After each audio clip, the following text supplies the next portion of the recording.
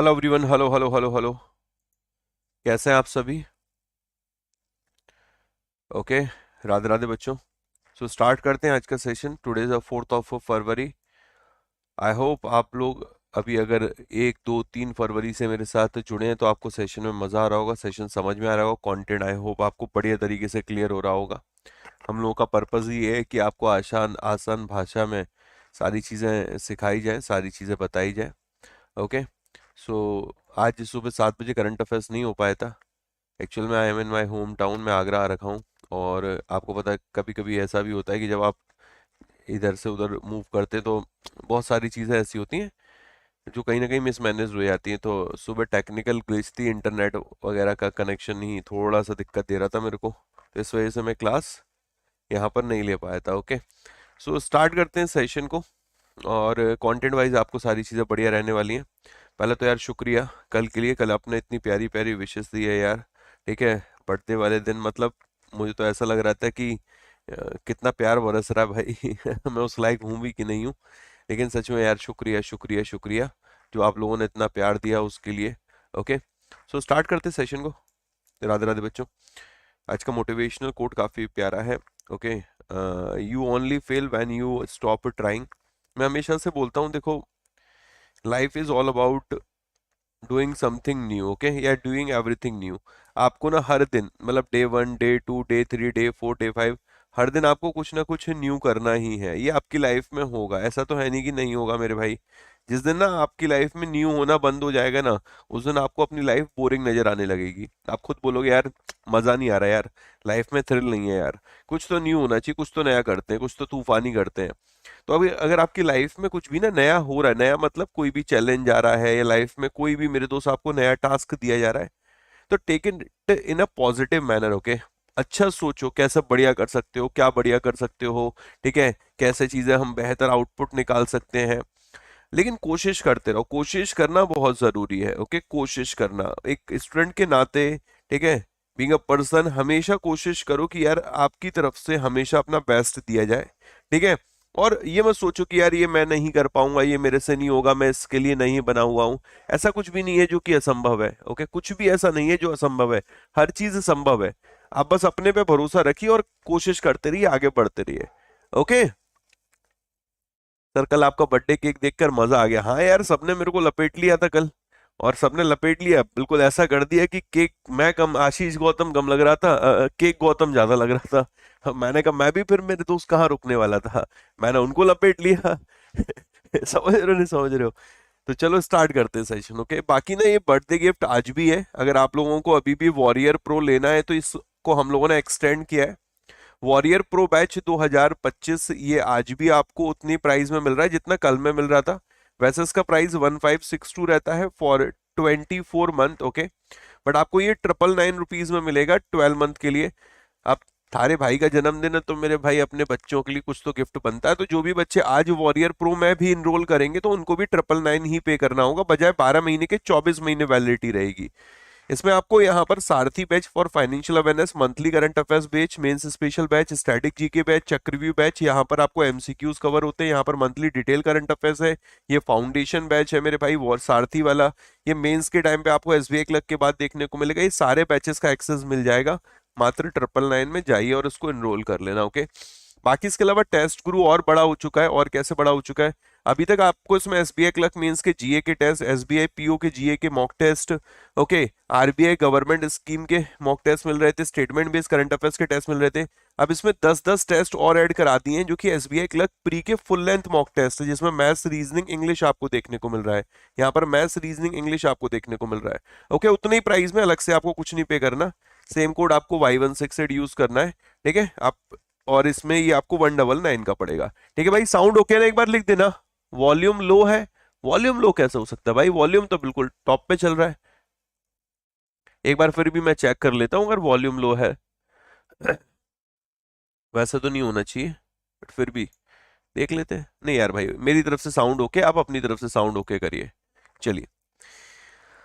First news is related to the appointment and Airtel के जो Gopal Whittle साहब है उनको एक्टिंग चेयरमैन बनाए गए जीएसएमए बोर्ड का। ओके। किसका बेटा? GSMA board.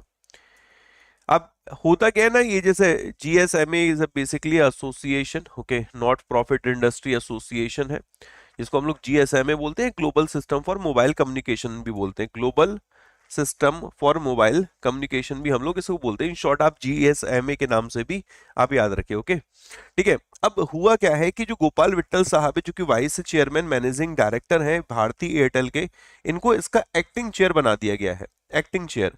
ये वैसे डेप्यूटी अध्यक्ष के तौर पे काम कर ही रहे थे, डेप्यूटी चेयर के तौर पे काम कर ही रहे थे मेरे भाई,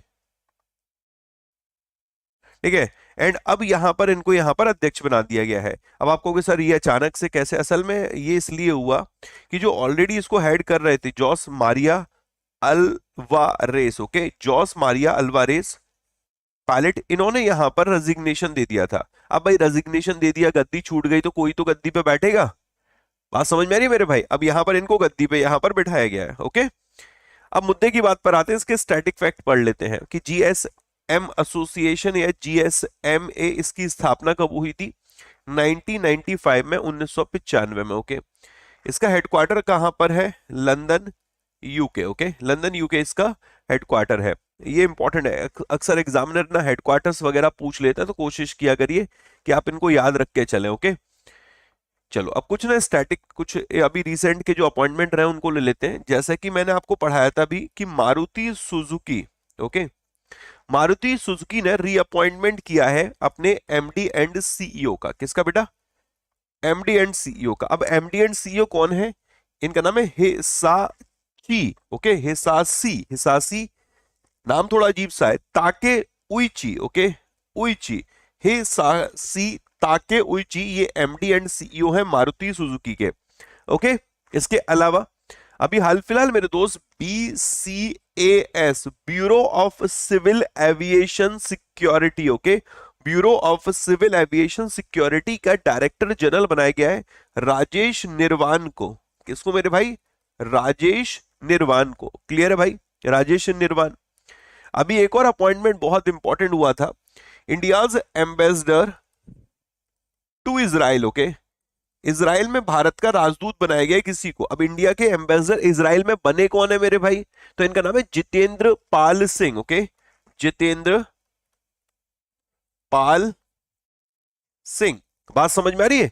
जितेंद्र पाल सिंह। पढ़ते चलिए, आज अपने पास टाइम ही टाइम है, ओके, बढ़िया तरीके से पढ़ेंगे। सुबह तो दिक्कत होती है कि भैया एक ही घंटे का अपने पास स्लॉट होता है, तो आप आज तो मेरे भाई बढ़िया तरीके से पढ़ेंगे, तो सुनते चलते रिवीजन करते चलते हैं।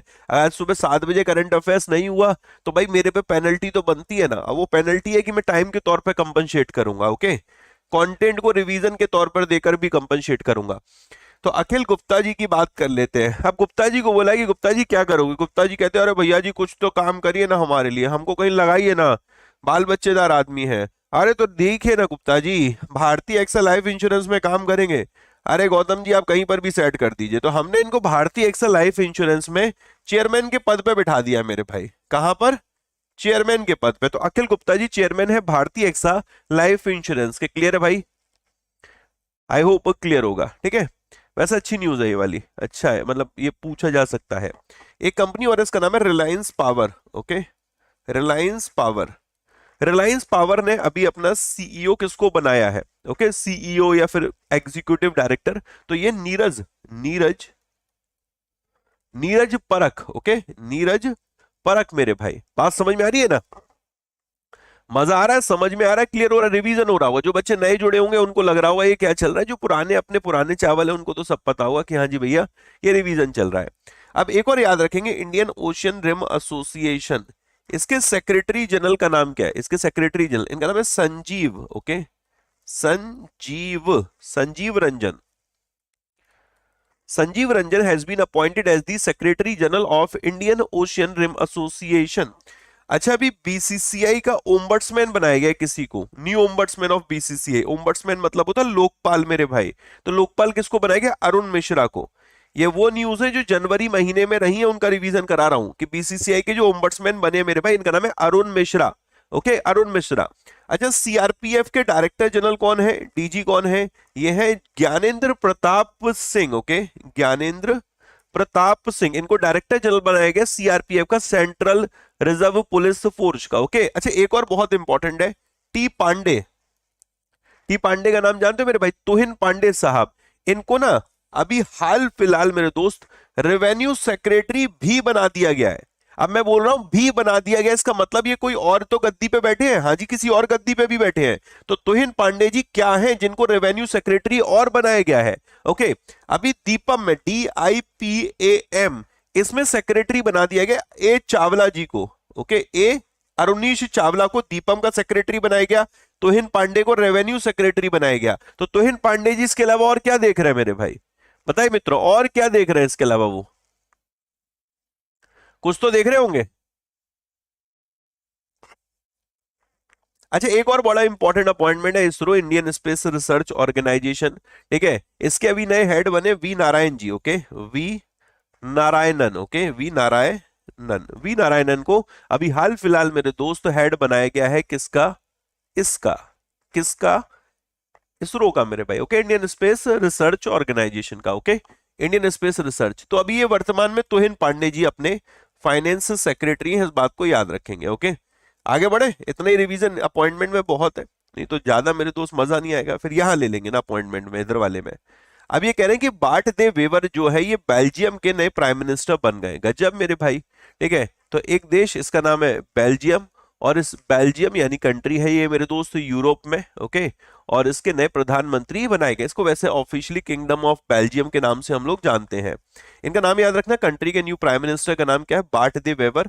और जो किंग फिलिप है बेल्जियम के, उनके सामने इन्होंने जो रॉयल पैलेस है वहां पर शपथ ली थी। ओके, ये तो बेसिक बेसिक बातें अपनी हो गई। इसके अलावा और क्या याद रख सकते हैं? What is the capital of Belgium?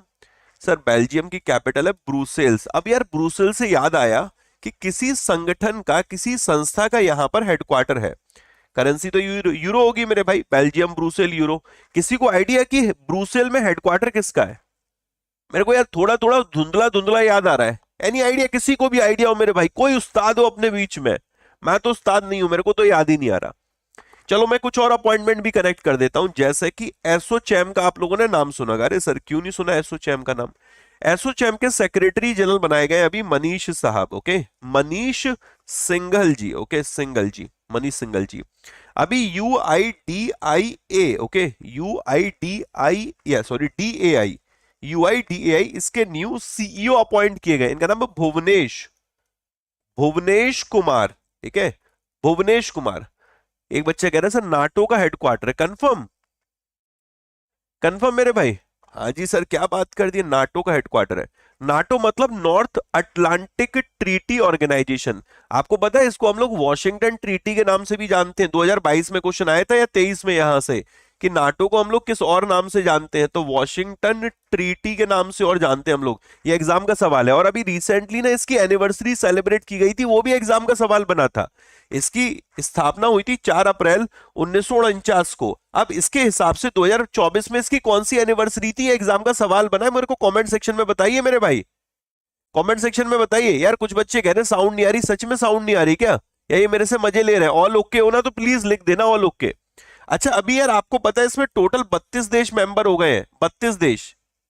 चलो आपसे मैंने पूछा बेल्जियम के ब्रुसेल में किसका हेडक्वार्टर, आपने नाटो आंसर दिया। वॉशिंगटन ट्रीटी मैंने बता दिया, 4 अप्रैल 1949 को ये बना था, ये भी मैंने आपको बता दिया। ओके, इसके नए अभी सेक्रेटरी जनरल बने हैं, इससे पहले जेंस स्टोलनबर्ग थे, अभी जो बने वो है मार्क रुत्ते। ओके, कौन से रुत्ते मेरे भाई? रुत्ते याद रखना, का नहीं है, राय मेरे भाई। ओके, रुत्ते है, रुत्ते रुत्ते, मार्क रुत्ते, इनको सेक्रेटरी जनरल बनाया गया है। 32वां मेंबर कौन सा नाटो का? ये 31 32 दोनों बता दो मेरे भाई, 31 एंड 32।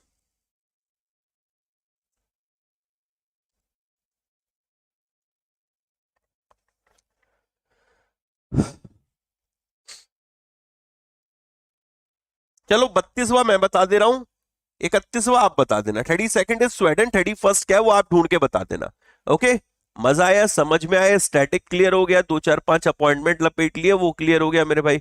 और इसके अलावा और आपके मन में कुछ आ रहा है कि सर और हमारा भी मन कर रहा है कुछ बताने का, तो वो आप चैट बॉक्स में बता सकते हो कि भाई फलाने फलाने इनको अपॉइंट किया गया। एक काम कर सकते हो, ठीक है, कुछ राज्यों के ना गवर्नर अभी अपॉइंट हुए थे रिसेंटली ना, कुछ राज्यों में गवर्नर अपॉइंट हुए, कुछ को उठा के कहीं भेज दिया गया, कहीं बदल दिया गया।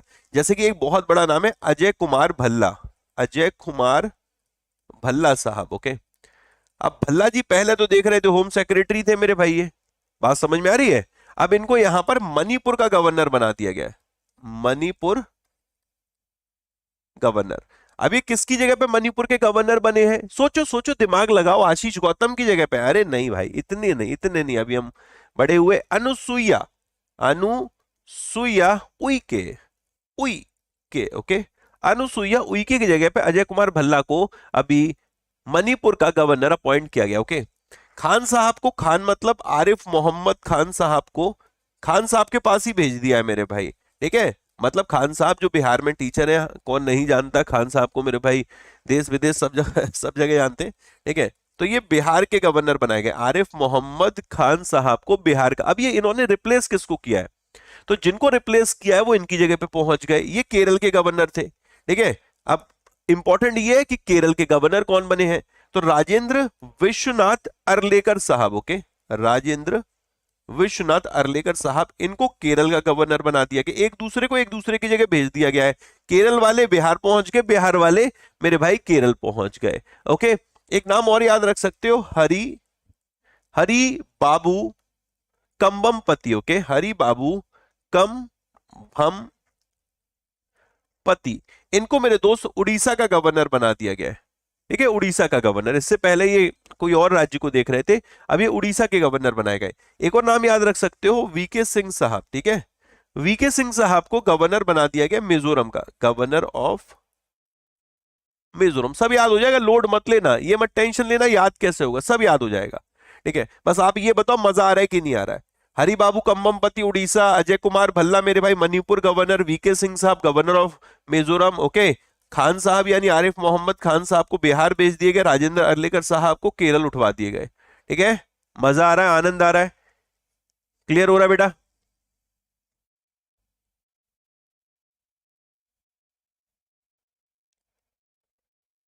बहुत बढ़िया।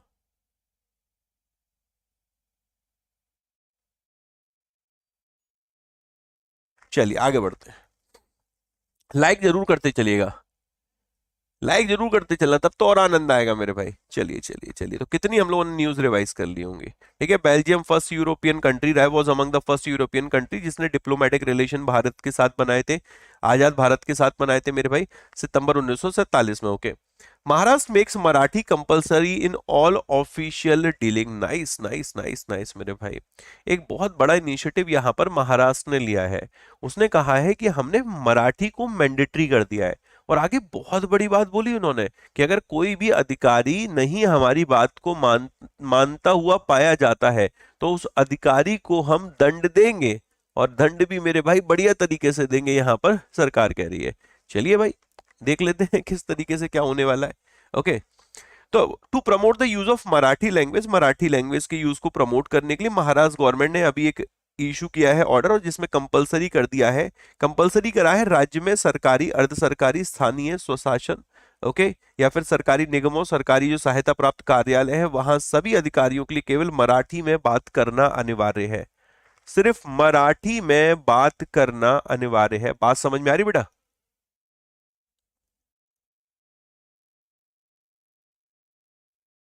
है कि नहीं बड़ा डिसीजन? बहुत बड़ा डिसीजन है भाई, कि अगर जितने भी अधिकारीगण हैं वहां पर ऑफिस में, उन सब को किस भाषा में बात करनी होगी? Only in Marathi, okay, only in Marathi. Done. की even keyboard in all offices will have to mandatory have Marathi Devanagari alphabet. अब देखो कीबोर्ड में भी मराठी देवनागरी अल्फाबेट देखने को मिलेंगे रोमन अल्फाबेट के अलावा। इवन ऑफिशियल को भी, यहाँ पर जो भी अधिकारी होंगे उनके अगेंस्ट में यहाँ पर डिसिप्लिनरी एक्शन भी देखने को मिलेगा, ठीक है। चक्रव्यूह बैच में आज क्लास है बेटा, आज क्लास है चक्रव्यूह बैच में। आज जो हम लोगों की सुबह क्लास थी मंथली करंट अफेयर वाली, वो मंथली करंट अफेयर वाली क्लास है रात को 9:30 बजे, ओके। और जो हमारी चक्रव्यूह की शाम को टाइमिंग है वो 4 बजे, वो सेम वही टाइम है, ओके। अब इसमें आप क्या कर सकते हो? आप महाराष्ट्र रिलेटेड न्यूज उठा सकते हो, महाराष्ट्र अभी क्यों किस कारण से न्यूज में रहा। तो मैंने अभी आपको हाल फिलहाल एक इंडेक्स बताया था, लीड्स रिपोर्ट, ओके। और लीड्स रिपोर्ट का ये छठा संस्करण रहा था इस बार जो रहा था, and this is basically related to the logistic, okay, logistic रिलेटेड ये रिपोर्ट रही थी। इस रिपोर्ट में हम लोगों ने कोस्टल ग्रुप पढ़ा था। कोस्टल ग्रुप में 3 कैटेगरी पढ़ी थी। One was achiever, another was fast mover, और एक रही थी यहाँ पर एस्पायर। ओके, एक कौन सी रही थी? अचीवर। एनी आइडिया अचीवर में कौन कौन से स्टेट रहे थे? अचीवर्स में कौन कौन से स्टेट रहे थे? फास्ट मूवर में कौन कौन से स्टेट रहे थे? ठीक है, या फिर यहां पर एस्पायर में कौन कौन से स्टेट्स रहे थे? एस्पायर्स में कौन कौन से स्टेट थे? करंट अफेयर्स की क्लास की टाइमिंग सुबह 7 बजे है मेरे भाई। आज सिर्फ आपको पता, गुड़गांव से ही मैं कल रात को करीब 1:30-2 बजे करीब आया था, और उसके बाद फिर हमारे साथ थोड़ा सा दिक्कत ही हो गया कि सुबह इंटरनेट भाई हमारा धोखा दे गया। तो वो बेवफा निकला। वो कह रहा था आप इतने दिनों बाद घर आए हो, मैं तुमसे बात नहीं करूंगा। मैंने कहा नो ना, ऐसे ना करो। तो फिर उसको रूठने मनाने में मेरे भाई 12 बज गए, समझ रहे ना। तो इसलिए थोड़ा सेशन लेट हो गया। यहाँ पर केरल है और इधर वेस्ट बंगाल है। ओके, आप एस्पायर पकड़ लो, केरल वेस्ट बंगाल का। फास्ट मूवर पकड़ लो, या गोवा है, आंध्र प्रदेश है। इसके अलावा जो भी है मेरे भाई कोस्टल में, वो सब अचीवर है। अचीवर में महाराष्ट्र भी आप आ गया, आपका गुजरात है, महाराष्ट्र हो गया, कर्नाटक हो गया, उड़ीसा हो गया, तमिलनाडु, ये आपके मेरे भाई इसमें हो गए। बात समझ में आ रही है? क्लियर है? ओके। अभी एक बैंक था, इसका नाम था Cosmos. Cosmos cooperative bank. Okay, and ये भी आपका महाराष्ट्र स्थित है। अब महाराष्ट्र न्यूज है तो महाराष्ट्र रिलेटेड 2-4 चीजें लिंक कर लो। ये महाराष्ट्र स्थित है, और इसमें अभी एक कर्नाटक स्थित एक बैंक का मर्जर हुआ है। ओके, कर्नाटका स्थित एक बैंक है, इसका मर्जर हुआ है। अब कर्नाटका स्थित बैंक कौन सा जिसका मर्जर हुआ है? This is national cooperative bank limited. Okay, national cooperative bank limited. बात समझ में आ रही है? नेशनल, ठीक है, कोऑपरेटिव बैंक लिमिटेड। आरबीआई की तरफ से अप्रूवल आ गई है, फाइनली इसका मर्जर यहां पर हो चुका है। ओके, मतलब इफेक्टिव हो चुका है 6 जनवरी से। देखो, अभी हम लोगों ने पढ़ा था वर्ल्ड वेटलैंड डे के बारे में, कि वर्ल्ड वेटलैंड डे आपका 2 फेब को रहता है। हम इसलिए पढ़ते 2 फेब को ये डे, क्योंकि रामसर जो ट्रीटी थी वो आपकी 2 फरवरी को ही साइन हुई थी। ओके, रामसर ट्रीटी बेसिकली एक एनवायरमेंटल ट्रीटी है। अब हमारे देश में जो ये वर्ल्ड वेटलैंड डे का सेलिब्रेशन रहा था, ये उत्तर प्रदेश में रहा था। उत्तर प्रदेश में भी गोंडा में रहा था। कहां पर मेरे भाई? गोंडा में, जहां पर एक रामसर साइट है, Parvati अर्गा Ramsar site. Okay, Parvati अर्गा Ramsar site, वहां पर रहा था। तो ये एक हिस्टोरिक डे रहा था भाई। हिस्टोरिक डे मतलब एक ऐतिहासिक दिन था उत्तर प्रदेश के गोंडा के लिए, क्योंकि ministry of environment, forest, climate change है, उसने एक वर्ल्ड वेटलैंड डे ऑर्गेनाइज किया था 2025। और इस 2 फरवरी 2025 को ऑर्गेनाइज किया गया था पार्वती अर्गा रामसर साइट पर। इस इवेंट को योगी आदित्यनाथ साहब हैं, जो कि उत्तर प्रदेश के मुख्यमंत्री हैं, और जो आपके minister of state for environment है कीर्ति वर्धन सिंह, उनके द्वारा इसका उद्घाटन किया गया था। अब आप कहोगे sir minister of state for environment तो हम लोगों ने कोई और, मतलब एनवायरनमेंट मिनिस्टर तो कोई और पढ़े हैं। आपके मन में आ रहा है कि नहीं आ रहा है? हाँ सर, आना तो चाहिए कि सर आप तो यार ये गलत पढ़ा रहे हो, कीर्तिवर्धन सिंह, कीर्तिवर्धन सिंह पढ़ा रहे हो। हमने तो कीर्तिवर्धन सिंह नहीं पढ़ा था, हमने तो कुछ और पढ़ा था, मिनिस्ट्री ऑफ एनवायरनमेंट। क्यों भाई, ऐसा है क्या? मिनिस्ट्री ऑफ एनवायरनमेंट आपने भूपेंद्र यादव साहब पढ़ा होगा ना भाई। ये न्यूज तो आपको यहां तक तो समझ में आ गई होगी। इवेंट रहा है, वेन्यू क्लियर हो गया, उद्घाटन किसने किया वो क्लियर हो गया। लेकिन मैंने यहां पर लिखा कि भाई हमने तो कुछ दिन पहले जो अपना कैबिनेट मिनिस्ट्री वाला एक करंट अफेयर का सेशन भी किया था, एमसीक्यू सेशन भी किया था, उसमें चिल्ला चिल्ला के मेरे भाई, चिल्ला चिल्ला के मैंने बोला था कि यादव जी देख रहे हैं, ये मिनिस्ट्री जो भूपेंद्र यादव जी हैं, वो आपकी इन्वायरमेंट, ठीक है, फॉरेस्ट और क्लाइमेट चेंज मिनिस्ट्री देख रहे हैं, क्लाइमेट चेंज मिनिस्ट्री। मैंने कहा यार बात तो सही कह रहे हो यार आप, तो फिर इनका इनका नाम कैसे आ गया? एक्चुअल में होता क्या है कि एक होते हैं कैबिनेट मिनिस्टर, और उनके अंडर में काम करते हैं मिनिस्टर ऑफ स्टेट मेरे भाई। तो cabinet minister is Bhupendra Yadav साहब इस मंत्रालय के, और minister of state for environment, forest, climate change ये कीर्ति वर्धन सिंह है। बात समझ में आ रही बेटा? कीर्ति वर्धन सिंह। ओके, किसी तरीके का डाउट नहीं होना चाहिए। कुछ एक मिनिस्टर ऑफ स्टेट होते हैं इंडिपेंडेंट चार्ज, उनके ऊपर कोई कैबिनेट मिनिस्टर नहीं होता, ठीक है। वो अपने मेरे दोस्त मतलब इंडिपेंडेंट चार्ज मतलब स्वतंत्र प्रभारी होते हैं। होल सोल रेस्पॉन्सिबिलिटी उन्हीं की होती है। हमारे देश में अभी जो minister of state independent charge है वो कुल मिलाकर मेरे भाई 5 है। कितने अभी? 5 है मेरे भाई। अब ये 5 के पांचों के नाम हमें याद रखने होंगे। हाँ जी, एक तो बहुत बड़ा नाम है राव इंद्रजीत सिंह, क्योंकि इनके पास जो मंत्रालय है वो बहुत न्यूज में रहता है। Ministry of statistic program implementation, okay, plus इनके पास मिनिस्ट्री ऑफ प्लानिंग भी है राव इंद्रजीत सिंह साहब के पास। एक नाम है अपना जितेंद्र सिंह साहब, ओके। अब जितेंद्र सिंह साहब के पास भी बहुत बड़ा मंत्रालय है, मिनिस्ट्री ऑफ अर्थ साइंस, साथ की साथ ministry of science and technology, independent charge, स्वतंत्र प्रभारी मेरे भाई। एक नाम है मेरे दोस्त यहाँ पर अर्जुन राम मेघवाल, ओके, अर्जुन राम मेघवाल। आप लोगों ने कानून मंत्रालय दे सुना होगा, हाँ सर सुना है। लॉ एंड जस्टिस मिनिस्ट्री ये इनके पास है, अर्जुन राम मेघवाल साहब के पास, ओके। एक नाम है चौधरी जयंत चौधरी, ओके, जयंत चौधरी जी के पास है ministry of skill development, okay, skill development entrepreneurship मंत्रालय ये देख रहे हैं। इवन एक नाम बहुत बड़ा है, यादव प्रताप राव गणपत राव, ओके, यादव प्रताप राव गणपत राव, ओके। ये मंत्रालय कौन सा देख रहे हैं? ये मिनिस्ट्री ऑफ आयुष देख रहे हैं, काफी न्यूज में रहती है मेरे भाई कि आयुष मंत्रालय गणपत राव साहब के पास है, skill development ministry Jayant Chaudhary के पास है, law and justice ministry Arjun Ram Meghwal साहब के पास है, ministry of earth science, ministry of science and technology ये जितेंद्र सिंह साहब के पास है, ओके। राव इंद्रजीत सिंह साहब के पास मिनिस्ट्री ऑफ प्लानिंग है, ministry of statistic program implementation है। मजा आ रहा है कि नहीं आ रहा है? कुछ चीजें नई सीखने को मिल रही होंगी, कुछ चीजें आपके हाथ से छूटती होगी, वो आप पकड़ पा रहे होगे। अब मुद्दे की बात पर आते हैं। 2 तारीख को वर्ल्ड वेटलैंड डे मनाते हैं, हाँ जी। 2 तारीख वाला ये जो इवेंट रहा था हमारे देश में, उत्तर प्रदेश के गोंडा में रहा था, पार्वती अर्गा रामसर साइड पे रहा था। जो उत्तर प्रदेश के मुख्यमंत्री योगी आदित्यनाथ साहब उन्होंने उद्घाटन किया था, और जो मिनिस्टर ऑफ स्टेट मेरे दोस्त कीर्तिवर्धन सिंह एनवायरमेंट वाले, उन्होंने इसका उद्घाटन किया था। अब इस इवेंट के दौरान एक समझौता होता है अमेज़न का और मेरे दोस्त अर्गा का। अर्गा एक इनिशिएटिव है गवर्नमेंट ऑफ उत्तर प्रदेश का। अब ये समझौता क्यों होता है? समझौता होता है, इसमें कहते हैं कि जो गोंडा डिस्ट्रिक्ट के आसपास जो भी वीमेन एंटरप्रेन्योर होंगे, जो गोंडा डिस्ट्रिक्ट है उत्तर प्रदेश का, उसके अराउंड जो भी वीमेन एंटरप्रेन्योर्स हैं उनको एम्पावर करना है। और उनको एम्पावर करने के लिए मेरे दोस्त ये समझौता, ये एग्रीमेंट किया गया है। क्लियर बेटा? डन? समझ में आया? इसी इवेंट के दौरान समझौता हुआ था मेरे भाई, इसी इवेंट के दौरान।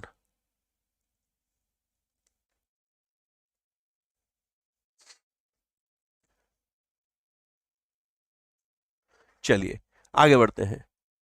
सर मिनिस्ट्री वाला ऊपर से जा रहा है बेटा, ऊपर से इसलिए जा रहा है क्योंकि पढ़े नहीं हो, ठीक है। घर पे अगर 4 काम तुमको हम दे देंगे ना, और पड़ोसी से कहें कि इनके 4 कामों को याद रखो, ये 4 काम करते क्या है, तो पड़ोसी कहेगा हम कैसे याद रखें?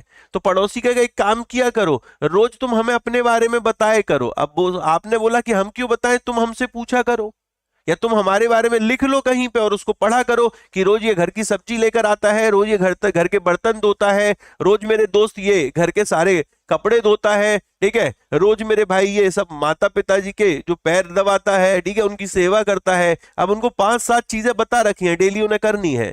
तो बार बार जब उन पे चर्चा करोगे तभी तो पता चलेगा, ठीक है। तो राव इंद्रजीत सिंह साहब है, जितेंद्र सिंह साहब है, ठीक है, अर्जुन राम मेघवाल साहब है, जयंत चौधरी जी हैं, ठीक है, ये आयुष मंत्रालय देख रहे हैं मेरे भाई गणपत राव। 2-4-5 बार में याद हो जाएगा, ठीक है। आगे बढ़ते हैं। ये एमओयू क्लियर हो गया होगा। अब इस एमओयू के बाद मुझे ना, जब इस न्यूज को मैं पढ़ रहा था तो मुझे एक बहुत बढ़िया ना एक लाइन मिली, एक बढ़िया मेरे टाइटल मिला, उसका नाम था अमृत धरोहर इनिशिएटिव। ये हम लोगों ने पहले जब ये आया था ना न्यूज में तब पढ़ रखा है, ये नया नहीं है अपने लिए मेरे भाई, इसको हम लोगों ने पढ़ रखा है। लेकिन अभी यहाँ पर ये हमारे लिए इंपॉर्टेंट बन जाता है, इसलिए इंपॉर्टेंट बन जाता है क्योंकि रामसर डे रहा, यानी वर्ल्ड वेटलैंड डे रहा, ओके, और रामसर इवेंट भी रहा, इस वजह से ये न्यूज में है अपने लिए फिर से। अमृत धरोहर इनिशिएटिव जो है, ये इनिशिएटिव किस मंत्रालय का है? तो ministry of environment forest climate change का है। जब बजट 23-24 आया था उस दौरान वित्त मंत्री जी ने इसका अनाउंसमेंट किया था।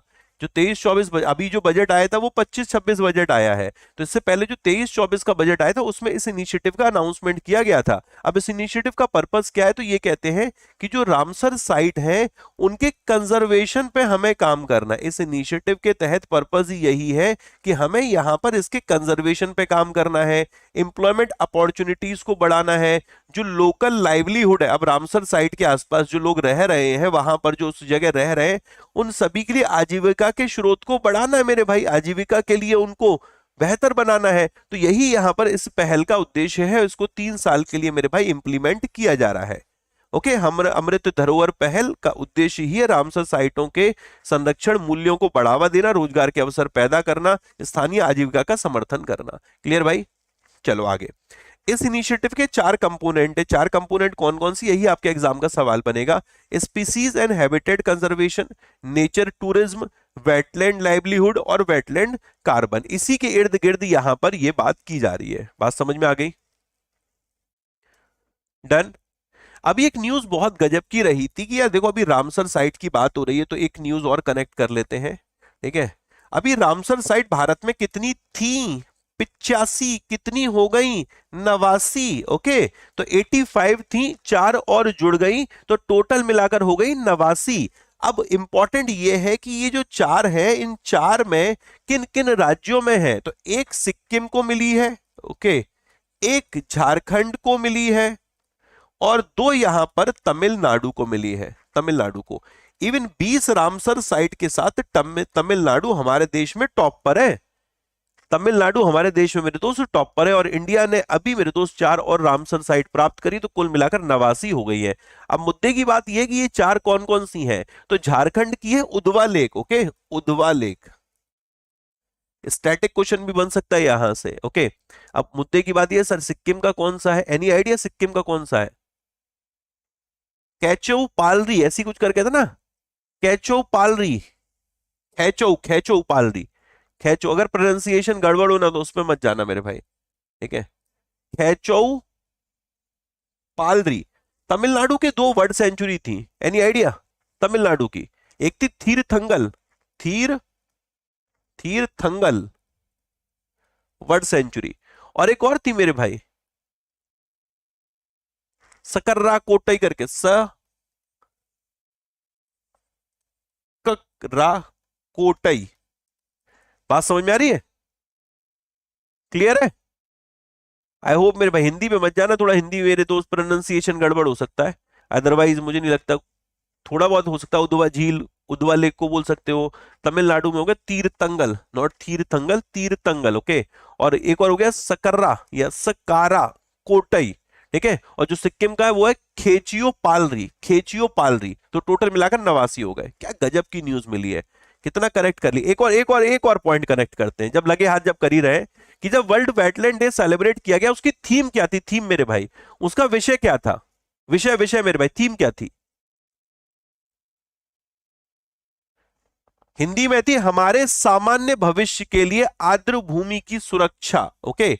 हमारे सामान्य भविष्य के लिए आर्द्र भूमि की सुरक्षा, protecting wetland, wetland for our common future, okay, for our common future. मजा आ रहा है ना? चलिए आगे बढ़ते हैं मेरे भाई।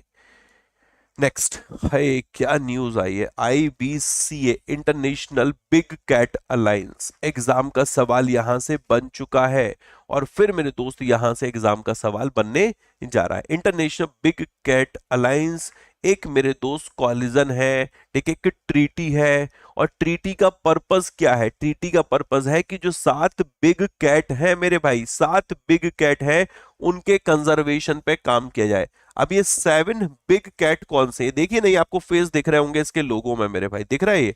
1 2 3 4 5 6 7, टोटल मिलाकर 7 बड़े बिल्लियां, 7 बिग कैट हैं, उनके कंजर्वेशन पे काम करना है, ओके। अब ये international big cat alliance news में क्यों है? असल में ये ऑफिशियली मेरे दोस्त फुल फ्लेज्ड ट्रीटी के तौर पे लागू हो गई है, ओके। एक इंटर गवर्नमेंटल इंटरनेशनल ऑर्गेनाइजेशन है, काफी देश इसमें सदस्य हैं, काफी देश इसमें सदस्य बनने जा रहे हैं और इस IBCA को लागू कर दिया गया है, ये अस्तित्व में आ गया है।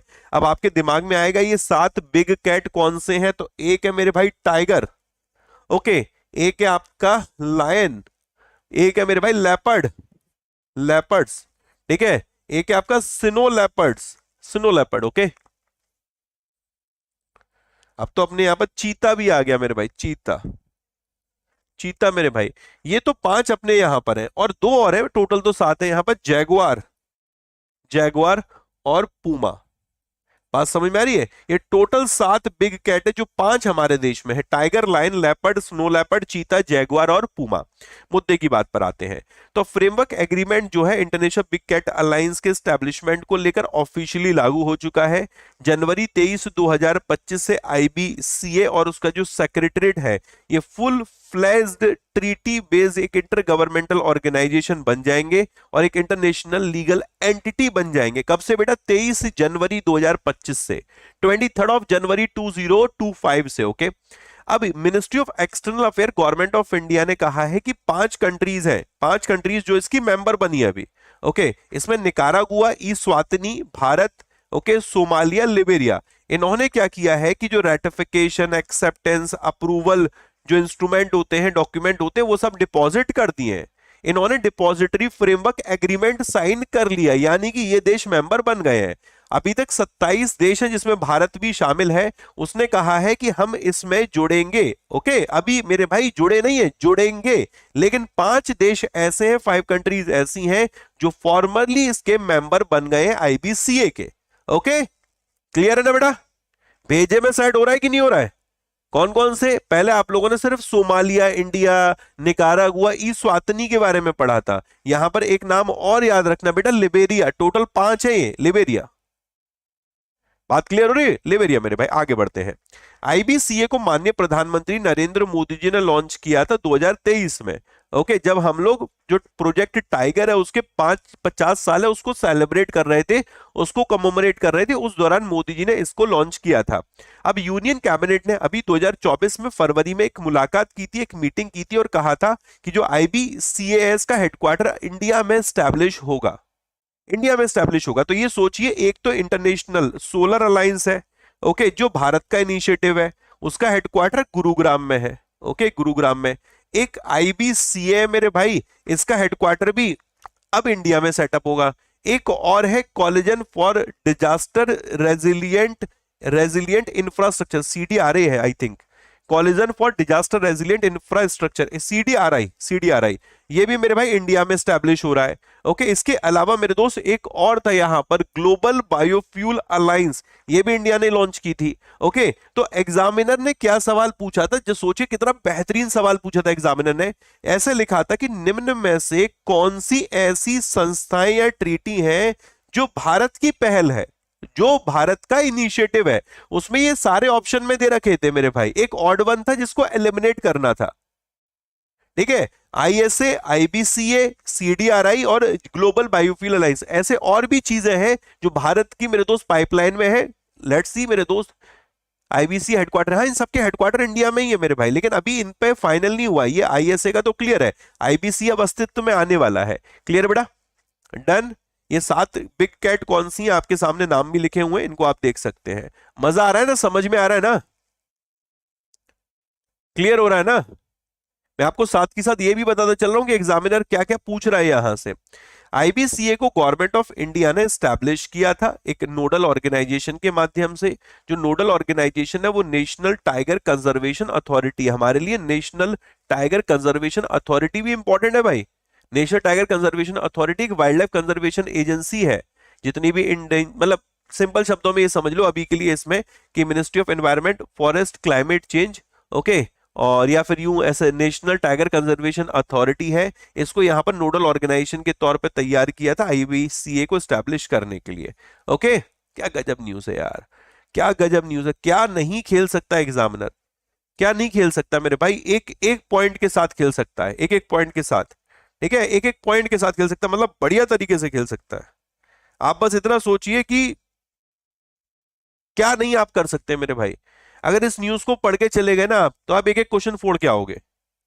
ओके, अगर सेशन पसंद है प्लीज लाइक भी करते चलो यार। देखो 12 बजे सेशन चल रहा है, फिर भी लगभग 2000 बच्चे देख रहे हैं और लाइक इतने कम है तो मजा नहीं आ रहा यार। लाइक बढ़ाओ यार, लाइक बढ़ाओ, तब तो और आनंद आने वाला है।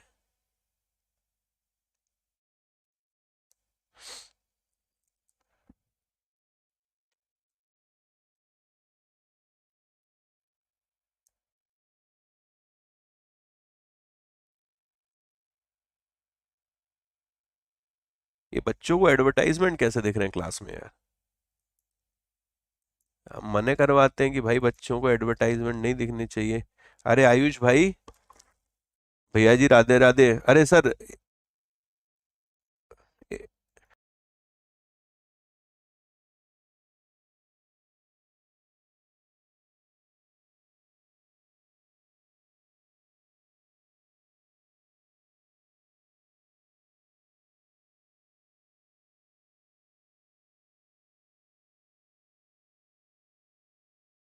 बच्चों एक मिनट रुकना जरा, क्योंकि बार बार एडवर्टाइजमेंट आ रहे हैं, तो इससे थोड़ा डिस्टर्बेंस। भैया आयुष भाई यार, बच्चे यार, मतलब बड़े परेशान हो रहे हैं। हाँ बंद करो यार, इतना भी धन नहीं कमाना मेरे भाई। हाँ, ठीक है। ओके, शुक्रिया शुक्रिया शुक्रिया भाई, तहे दिल से शुक्रिया। ओके, बंद करा दिए भैया। चलो आगे बढ़ते हैं। ठीक है, नेक्स्ट।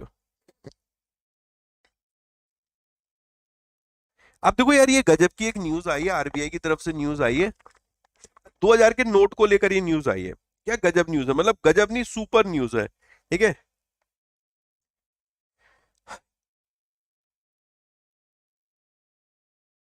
एक सेकंड रुकना।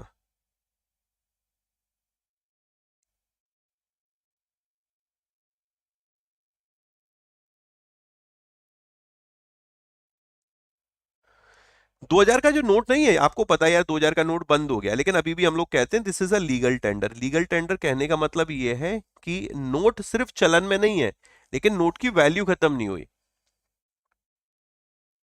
ठीक है, नोट की वैल्यू खत्म नहीं हुई। आज भी आप चाहेंगे आपके घर में, अगर मेरे दोस्त बाथरूम में टाइल के पीछे, या मेरे दोस्त किचन में आटे के डिब्बे में, ठीक है, या छत की मेरे दोस्त टॉप पे आपको, ठीक है, अगर कुछ नोट वोट मिलते हैं, 2-2 हजार की गड्डियां मिलते हैं, तो आप आज भी इसे बदलवा सकते हो। आपको इसको पोस्ट करके आरबीआई के पास भेजना होगा, बाकायदा आपके अकाउंट में पैसा क्रेडिट हो जाएगा। ठीक है, तो यहां पर देखो क्या है कि आरबीआई ने कहा कि ये जो नोट बंद हुआ था, ये जो नोट हमने चलन से बाहर किया था, 98.15% की नोट की वापसी हो चुकी है। मात्र 6577 करोड़ रुपए का नोट अभी भी पब्लिक के पास है। अब ये जो डेटा इन्होंने दिया, अपडेटेड दिया, इससे पुराना डेटा जितना भी उसको जीरो बोल देना, उसको जीरो। ओके, तो रिजर्व बैंक ऑफ इंडिया ने किया क्या था उसको समझना। आरबीआई बड़ा मेरे दोस्त खतरनाक काम कर रहा है। उसने 19 मई 2023 को कहा, ए बच्चों सुनो सुनो सुनो, हाँ हाँ बताओ बताओ बताओ, अब से 2000 का नोट बंद। ओ माय गॉड, 2000 का नोट बंद, तो हम क्या करें? आप जाके जल्दी से जल्दी इसको बदलवा लो। आज 19 मई से जनवरी 31 2025 तक हम लोग देखें तो 98.98.15 मेरे दोस्त प्रतिशत नोट की वापसी हो चुकी है। मात्र 1.85% नोट अभी रह गया है आपके पास और हमारे पास। ओके, 1.98.15% नोट की वापसी हो चुकी है। तो जो ये स्टेटस था विड्रॉल का 2000 के बैंक नोट का, ये पीरियडिकली पब्लिश करता आरबीआई। देखो हर महीने का ये डेटा पब्लिश करते हैं कि इस महीने तक इतना, इस महीने तक इतना। तो जिस महीने तक का तुम्हें पढ़ना, उससे पुराना वाला जीरो कर देना। ठीक है, अभी हम जनवरी 31 अपडेटेड पढ़ रहे, तो दिसंबर वाला डेटा हमारे लिए जीरो हो जाएगा। जब अनाउंसमेंट हुआ था 19 मई 2023 को, तब बैंकिंग सिस्टम में 3.56 लाख करोड़ रुपीस के बैंक नोट थे 2000 वाले, और अब जनवरी 31 2025 तक मात्र 6577 करोड़ रुपए के रह गए हैं। 6577 करोड़ रुपए के रह गए। बात समझ में आ रही है? क्लियर बेटा?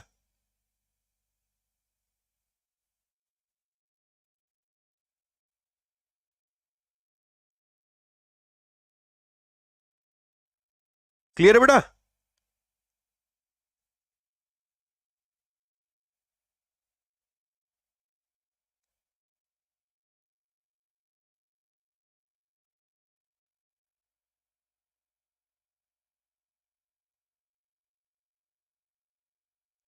आगे बढ़ते हैं। एक संस्था है, इसका नाम है फिनवेसिया। ओके, या चलो आरबीआई रिलेटेड भी दो चार पांच चीजें लपेट लेते हैं। जैसे कि अभी हम लोगों ने देखा था कि आरबीआई की देखो मॉनेटरी पॉलिसी रिव्यू होने वाला है। हम लोग फरवरी महीने में आ चुके हैं। हमें अभी जल्दी बहुत बढ़िया बढ़िया बढ़िया बढ़िया अनाउंसमेंट हो सकते हैं, देखने को मिलेंगे। लेकिन अभी रिसेंट का एक बहुत इंपॉर्टेंट एक इंडेक्स हम लोगों ने पढ़ा था, that was RBI digital payment index, अगर आपको याद हो। हाँ जी सर, डिजिटल पेमेंट इंडेक्स, जब आरबीआई की बात हो रही तो लगे हाथ इसको लपेट लेते हैं।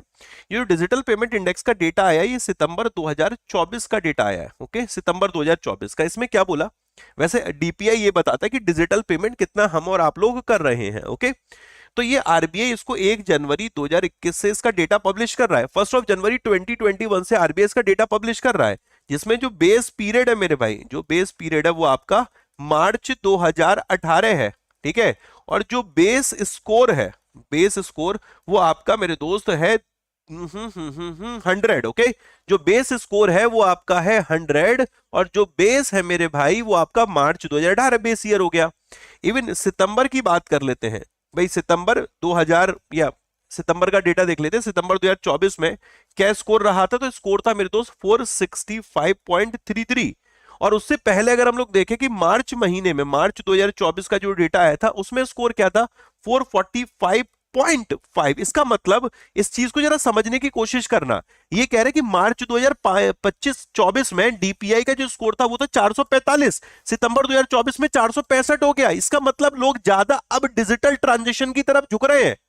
बात समझ में आ रही है? अब ज्यादा अगर इसी बीच में आप देखोगे और पिछला चले जाओगे, अब जैसे मार्च 2018 को देख लो, तब बेस स्कोर था 100, तो 100 से देखो 445 और 465। इसका मतलब धीरे धीरे हौले हौले, धीरे धीरे हौले हौले, धीरे धीरे हौले हौले बच्चे डिजिटल ट्रांजेक्शन को, मतलब बच्चे कह रहा हूं, हम और आप मेरे भाई डिजिटल ट्रांजेक्शन को अडॉप्ट कर रहे हैं।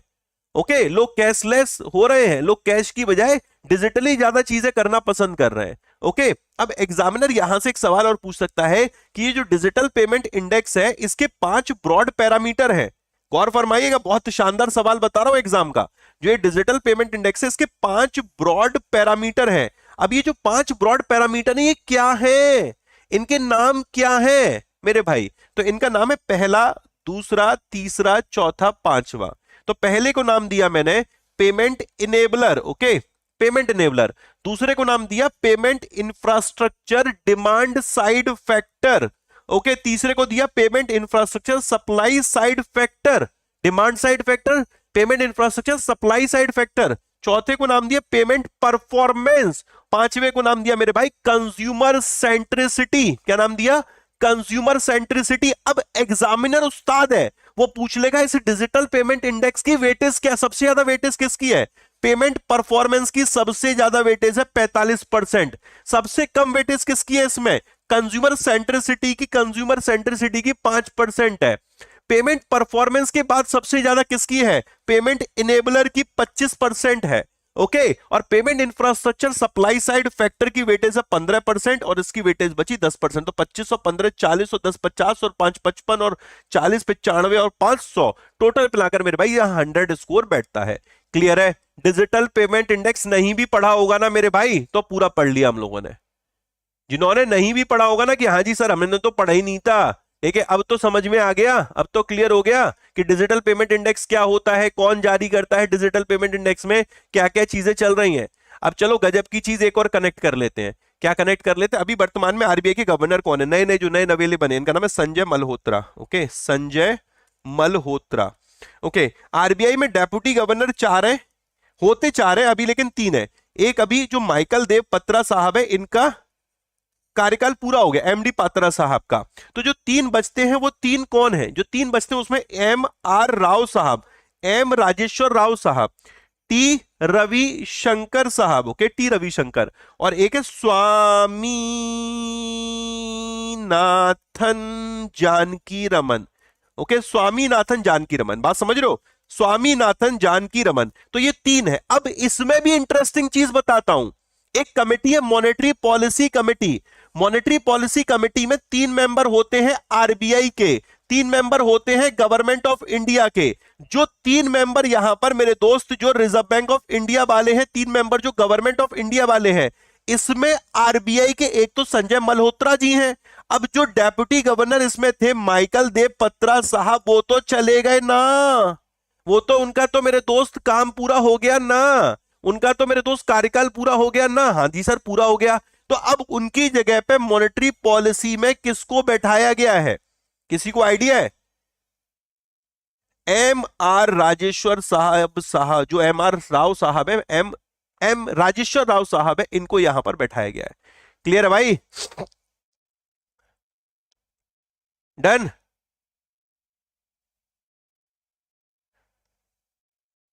All clear.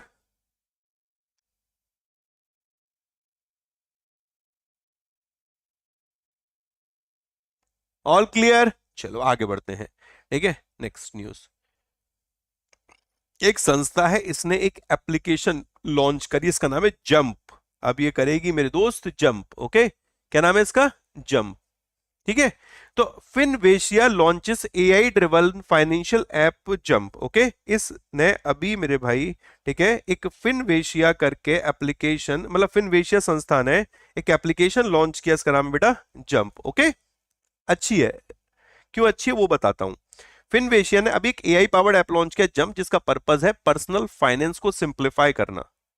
सर ट्रीटी क्या होता है? समझौता। फरीन खान, हमने तुमसे समझौता कर लिया, एक तुमसे ट्रीटी साइन कर ली है, ठीक है, कि तुम्हारे यहां पर कभी ईद पर अगर खीर बनेगी तो तुम हमें खिलाओगे, और हमारे यहाँ पर दिवाली पे मेरे भाई जब मिठाई आएगी तो हम तुम्हें खिलाएंगे, या होली पे जब हमारे यहाँ गुजिया मिलेगी तो हम तुम्हें खिलाएंगे। तो ये ट्रीटी साइन कर ली है। और तुमने अगर मेरे भाई नहीं खीर हमें खिलाई, ठीक है, ईद पर, तो हम तुम्हें उठवा लेंगे, और कभी हमने तुम्हें नहीं वो खिलाई तो तुम हमें उठवा लेना। तो हमारे बीच में ट्रीटी साइन हो गई, एक संधि साइन हो गई है। संधि कोई तोड़ेगा तो पेनल्टी है मेरे भाई, ठीक है। तो फिनवेसिया ने एक एआई पावर्ड एप्लीकेशन लॉन्च किया जंप, जिसका पर्पस है पर्सनल फाइनेंस को सिंप्लीफाई करना। यस बैंक के साथ पार्टनरशिप में इसको अभी लॉन्च किया गया है। इसमें banking, saving, payment, investing, boring, सारी सुविधाएं एक ही प्लेटफॉर्म पे मिल जाएंगी। एक ग्लोबल एंटरप्राइज है जो इंजीनियरिंग और टेक्नोलॉजी का इस्तेमाल करके वेरियस सेक्टर्स जैसे कि financial services, technology, health care, इनमें अपनी सुविधा प्रोवाइड करता है। बात क्लियर हो रही बेटा? डन है कि नहीं? गजब न्यूज, मजा आ गया होगा मेरे भाई। अब ये हो सकता है कि यहाँ से अधिकारी, मतलब एग्जामिनर मेरे दोस्त, ये पूछ ले कि फलाने फलाने बैंक का नाम बताइए जिसने, या फलाने फलानी संस्था का नाम बताइए जिसने ये लॉन्च किया है। ऐसे करके मेरे भाई क्वेश्चन पूछा जा सकता है। अब देखो कुछ एक न्यूज कनेक्ट कर देता हूँ, बढ़िया बढ़िया न्यूज। अभी इंडिया पोस्ट पेमेंट बैंक ने एक समझौता किया था, किसके साथ किया था? ये किया था पीएनबी मेट लाइफ के साथ। ओके, पीएनबी मेट लाइफ के साथ पार्टनरशिप करी थी, किस चीज के लिए?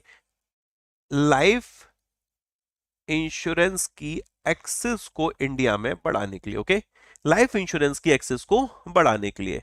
ओके, है कि नहीं गजब न्यूज मेरे भाई? यही तो पूछे जाता है मेरे दोस्त एग्जामिनर, ठीक है। और क्या लिख सकते हैं? हाँ, अभी सेबी ने मेरे दोस्त एक पोर्टल भी लॉन्च किया था, सेबी ने ISPOT पोर्टल। कहते हैं कि जो टेक्निकल ग्लिच है उसकी रिपोर्टिंग को स्ट्रीमलाइन करने के लिए, ओके, आसान बनाने के लिए हमने एक पोर्टल लॉन्च कर दिया है। इस पोर्टल का नाम है आई स्पॉट का है integrated, okay, integrated SEBI portal for technical glitch. Okay, integrated SEBI portal for technical glitch, integrated SEBI portal for technical glitch. Clear guys? समझ में आ रहा है? आगे बढ़ते हैं नेक्स्ट। टीवीएस होल्डिंग ने होम क्रेडिट को खरीद लिया, होम क्रेडिट का एक्विजिशन कर लिया है। वाह भाई वाह, वाह भाई वाह, बहुत बढ़िया बेटा, बहुत बढ़िया मेरे भाई। ओके, ठीक है, TBS holding complete acquisition of home credit India for 554 crore रुपए। क्या गजब की न्यूज आई है। कंपनीज वाली न्यूज तो मुझे मेरे दोस्त पसंद आती है, क्योंकि एग्जामिनर भी पूछता है कि टीबीएस होल्डिंग ने 80.74% की हिस्सेदारी ली है होम क्रेडिट इंडिया फाइनेंस में। कितने में? 554 करोड़ रुपए में। अब ये कहते हैं बची कितनी भैया जी? 80.74 100 में से माइनस करो तो बची यहां पर 19.26%। ये कहते हैं कि जो बैलेंस बचता है वो जो प्रेमजी इन्वेस्ट है या फिर टीवीएस होल्डिंग के जो एसोसिएट हैं वो एक्वायर करेंगे। ठीक है, जो प्रेमजी इन्वेस्ट हैं और जो टीबीएस एसोसिएट के हैं मेरे भाई, वो यहां पर एक्वायर करने जा रहे हैं।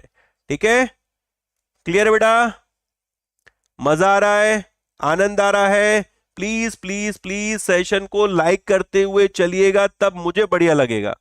मैं बस इतना चाहता हूं कि तुम लोग मेरे दोस्त सपोर्ट करो, सेशन को शेयर करो। कंटेंट मेरा काम है देना बेस्ट, मैं बेस्ट कंटेंट दूंगा, मैं बेस्ट प्रेजेंटेशन दूंगा। बट आई ऑल्सो वांट कि मेरे भाई तुम लोग भी सपोर्ट करो, थोड़ा सेशन को शेयर करो, लाइक करो और आनंद आएगा। अब देखो दो चार चीजें हम लोग लपेटते हैं यहां पर, जैसे कि पावर ग्रिड एक कंपनी अभी न्यूज में रही थी, भाई कंपनी की बात हो रही है ना, तो पावर ग्रिड न्यूज में थी, क्यों थी न्यूज में, ये पहुंची एसएमबीसी के पास। एसएमबीसी सुनोगे, हाँ बताओ हमें तुमसे कुछ चाहिए, हाँ हाँ बताओ क्या चाहिए, हमें तुमसे 200 मिलियन चाहिए, बस इतनी सी बात, तुम हमसे जान मांग लेते, ना ना ना, जान तुम अपनी जान के लिए रखो, हमें सिर्फ तुम लोन दो। इन्होंने यहां पर मेरे भाई ग्रीन लोन एक पैक्ट साइन किया है, ओके, क्या किया बेटा, ग्रीन लोन पैक्ट साइन किया। तो पावर ग्रिड ने एसएमबीसी से 200 मिलियन यूएस डॉलर का लोन लिया है, एक green loan pact, green loan agreement sign किया है, ओके।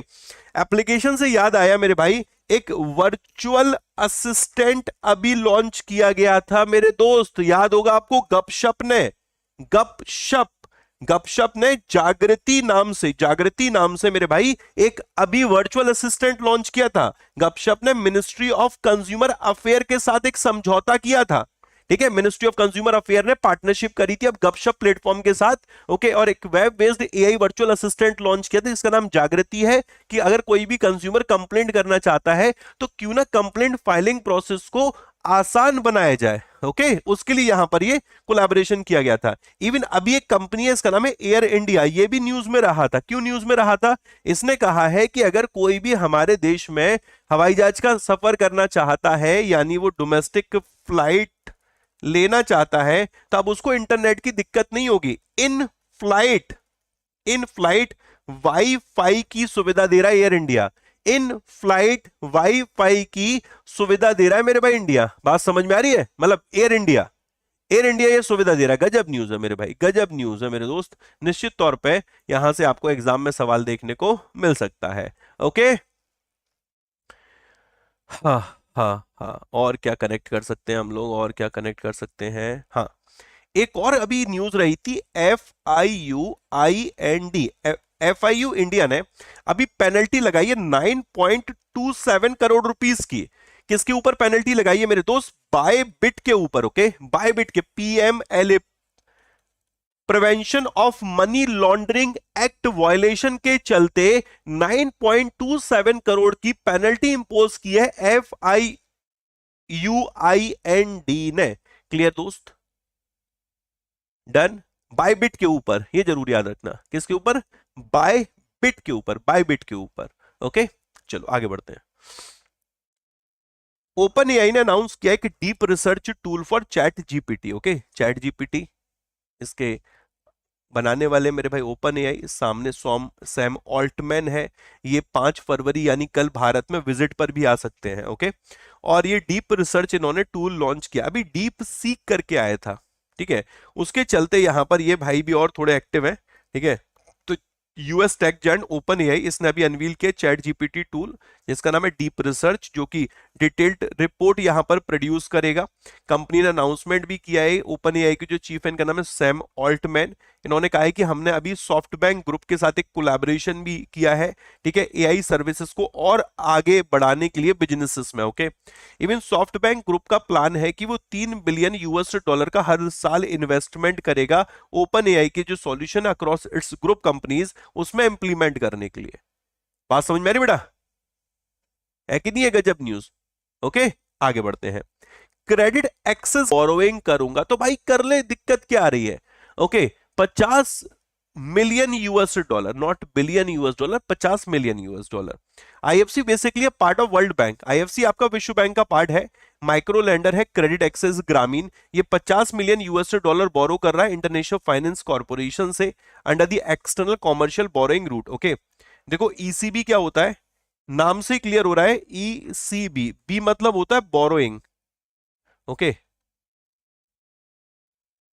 और एक्सटर्नल कॉमर्शियल बोरोइंग का मतलब ये होता है कि आप बाहर के दूसरे देशों के मार्केट से आप मनी रेज करते हो, ओके। यानी कि आउट ऑफ इंडिया अगर आप कोई कंपनी मनी बोरो कर रही है तो हम इसको आम भाषा में एक्सटर्नल कॉमर्शियल बोरोइंग ही एक बोल सकते हैं।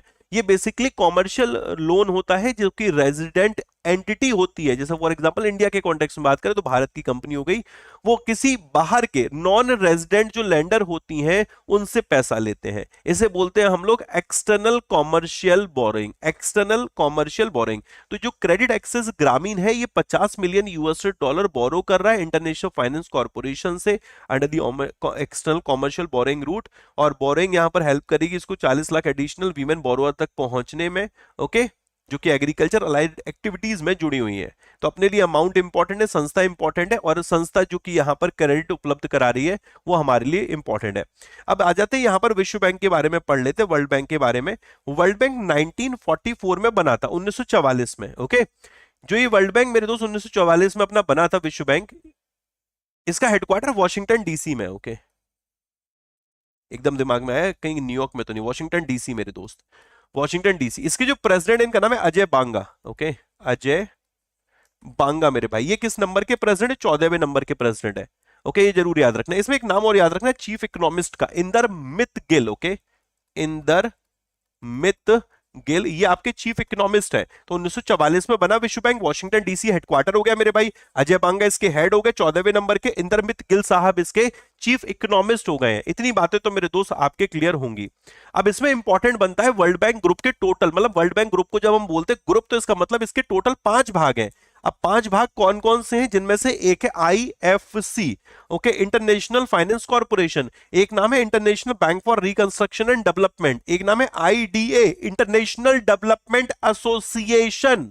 ओके, आईडीए का फुल फॉर्म है इंटरनेशनल। जो एसएससी वाले एग्जाम है ना, उनमें ये पूछा जाता है अक्सर मेरे भाई, बैंक में तो पूछता ही है कि ये बताइए कि ये जो 5 भाग है विश्व बैंक के, इनमें से कौन कौन से हैं, कौन कौन से नहीं है। तो IBRD, international bank for reconstruction and development, international development association, international finance corporation मेरे भाई, multilateral investment guarantee agency, and ICSID, international centre for investment या international centre for settlement of investment dispute, international centre for settlement of investment dispute. आई बात समझ में?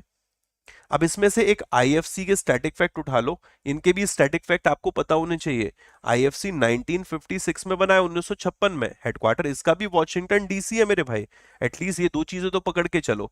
Next मेरे दोस्त, Indian American musician है, एंटरप्रेन्योर है, चंद्रिका टंडन इनका नाम है, और इन्होंने यहां पर ग्रैमी अवार्ड जीत लिया है।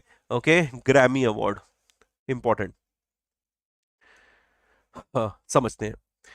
वैसे इसके ऊपर दोबारा से मैं आर्टिकल लेकर आऊंगा, न्यूज लेकर आऊंगा। अभी सिर्फ इंडिया के कॉन्टेक्स्ट में समझते हैं। इंडियन अमेरिकन वोकलिस्ट एंटरप्रेन्योर है, चंद्रिका टंडन है, ठीक है। इन्होंने ग्रैमी अवार्ड जीता था, इनकी एल्बम त्रिवेणी इसका नाम है। Okay, best new age ambient chant album category में इन्होंने ये अवार्ड जीता है। 67th एडिशन रहा था इसका। इसको ऑर्गेनाइज किया था रिकॉर्डिंग अकेडमी ने। ये आपका न्यूयॉर्क में हुआ था, ठीक है। ये एसएस लिखा हुआ है यहाँ पर, ये कट गया मेरे भाई, ठीक है। लॉस एंजल्स में हुआ था ये, न्यूयॉर्क में नहीं, लॉस एंजल्स में। ओके, या लॉस एंजल्स आ जाएगा, ठीक है। वेन्यू क्लियर है, किसने ऑर्गेनाइज किया था वो क्लियर है यहाँ पर। ओके, एडिशन क्लियर है मेरे भाई, किसने जीता है, किस कैटेगरी में जीता है वो क्लियर है। ऑल ओके, बात समझ में आ रही है?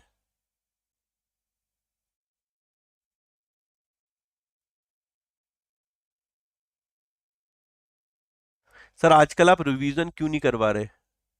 क्या कर रहे हो बेटा? हैं? मतलब क्या मजाक चल रहा है? ये इतनी देर से मैं, ये क्या चल रहा था? मतलब कैसे और रिवीजन कराऊं बताओ? जमीन में लेट जाऊं? हैं? ऐसे नीचे कर लूं, पैर ऊपर कर लूं, तब रिवीजन कराऊं? ये क्या रिवीजन नहीं था, ये क्या क्या चल रहा है ये? और कैसा रिवीजन होता है? मुझे तरीका बता दो, आप लिख के बता देना मुझे चैट बॉक्स में, वीडियो कंप्लीट होने का है, कि this is the right way for revision मेरे भाई। सच में मैं तो करा दूंगा। इतनी देर से क्या मैं टाइम पास कर रहा था? अच्छा, एमसीक्यू के फॉर्म में रिवीजन, अच्छा अच्छा, चलो।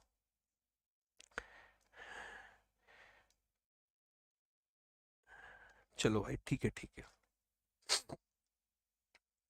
आगे बढ़ते हैं।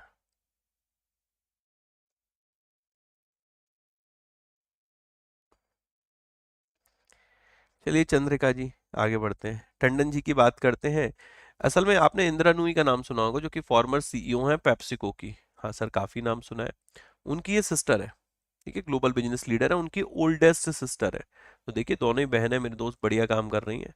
ठीक है, एक मतलब दोनों ही बिजनेस लीडर है, और एक ने यहाँ पर एक अवार्ड भी जीत लिया है। ओके, अलॉन्ग विद, अब इनमें इसमें देखो, अवार्ड के दौरान और भी इनके, मतलब ये अकेले इन्होंने जीता, उसमें कोलैबोरेटर कौन कौन से हैं, साउथ अफ्रीकन एक वॉटर साहब है, इनका नाम जरूर याद रख सकते हो आप लोग। ठीक है, इनके जो सहयोगी थे, एक बांसुरी वादक जो है Wouter Kellerman. Okay, Wouter Kellerman. और एक सैलो वादक है मेरे भाई, सैलिसिस्ट, इनका नाम है इरू इरू मात्सुमोतो। ओके, इनके साथ इन्होंने टाइटल अपने नाम किया था। इनका ये दूसरा ग्रैमी नॉमिनेशन रहा था। पहले 2009 में भी नॉमिनेट किया गया था सोल कॉल के लिए, बट ये इनका पहली जीत रही थी। ठीक है, डन, ऑल क्लियर। चलिए आगे बढ़ते हैं। ठीक है,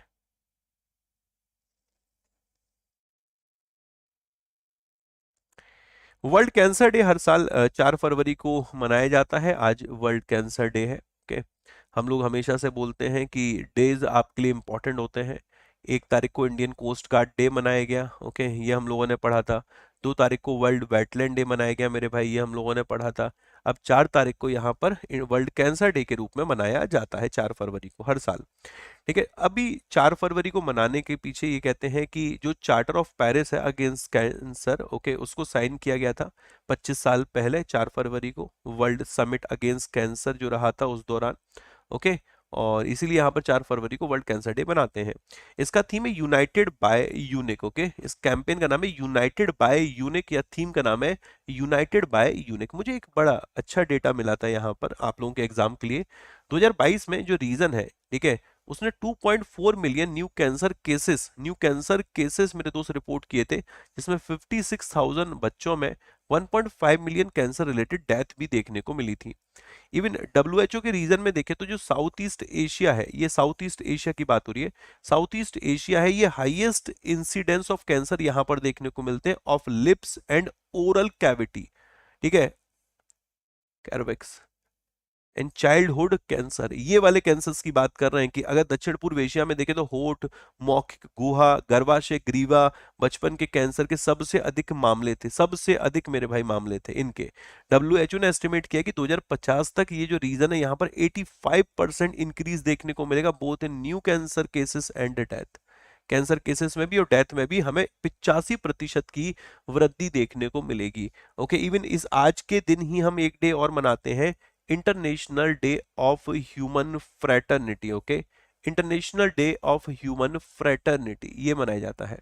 ठीक, नेक्स्ट, इंडिया ने अभी यूनाइटेड नेशन का जो रेगुलर बजट है 2025 के लिए, उसमें 37.6564 मिलियन यूएस डॉलर का कंट्रीब्यूशन किया है। ओके, खुद में इंपॉर्टेंट है मेरे भाई।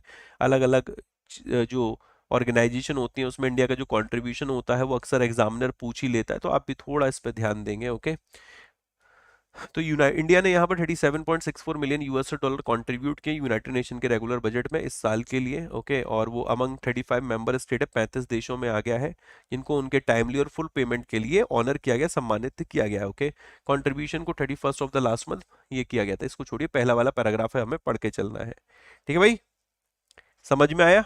यूनाइटेड नेशन की स्थापना कब हुई थी? 24 अक्टूबर 1945, 1945, 24 अक्टूबर 1945 को इसकी स्थापना हुई थी।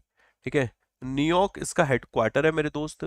और क्या पढ़ सकते हैं, एंटोनियो गुटरस साहब जो पुर्तगाल के हैं वो इसके सेक्रेटरी जनरल है। ठीक है, और सोचिए और दिमाग लगाइए, यूनाइटेड नेशन में और क्या पढ़ सकते हैं, हेडक्वार्टर हो गया इसका। ओके, न्यूयॉर्क, सेक्रेटरी जनरल हो गए मेरे भाई। हाँ, 193 कंट्रीज इसकी मेंबर, 193 देश इसके मेंबर है। एंटोनियो गुटरस साहब पुर्तगाल से आते हैं, इस बात को भी आप याद रख सकते हैं। अच्छा, एक और क्वेश्चन बन जाता है, इसकी ऑफिशियल लैंग्वेज कौन कौन सी है? ठीक है, ऑफिशियल लैंग्वेज अरबिक है। ओके, अरबिक के अलावा चाइनीज है इसकी ऑफिशियल लैंग्वेज। ठीक है, इंग्लिश है, फ्रेंच है, ये क्वेश्चन बन चुका है, एग्जाम का पार्ट बन चुका है, रशियन है मेरे दोस्त, और स्पेनिश है। ठीक है, तो कौन कौन सी, Arabic, Chinese, English, French, Russian, Spanish, ये लैंग्वेज है, ऑफिशियल लैंग्वेज है यूनाइटेड नेशन की। अच्छा ये बता सकते हो कि 193rd मेंबर कौन सा है यूनाइटेड नेशन का? यूएन का 193rd मेंबर कौन सा है?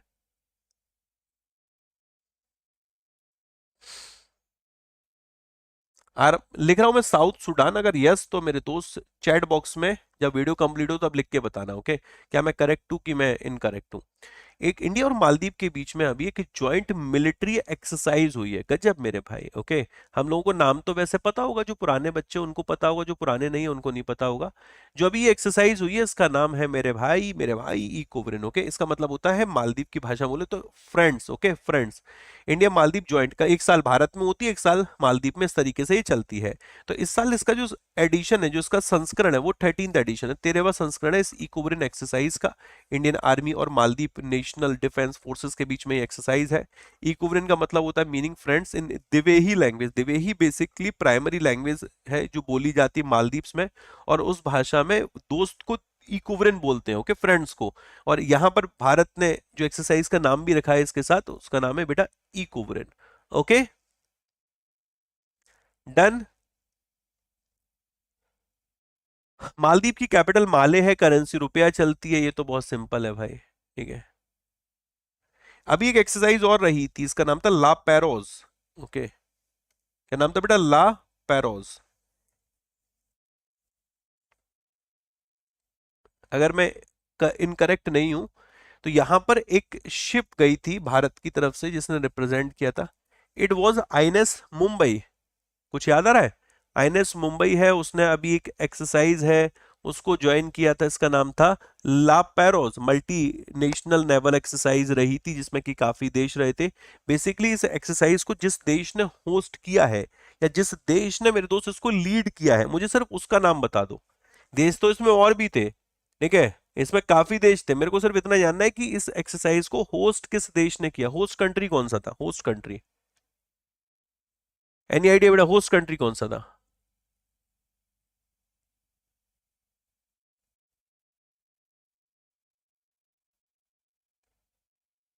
एक एक्सरसाइज अभी विशाखापट्टनम में भी रही थी, ठीक है।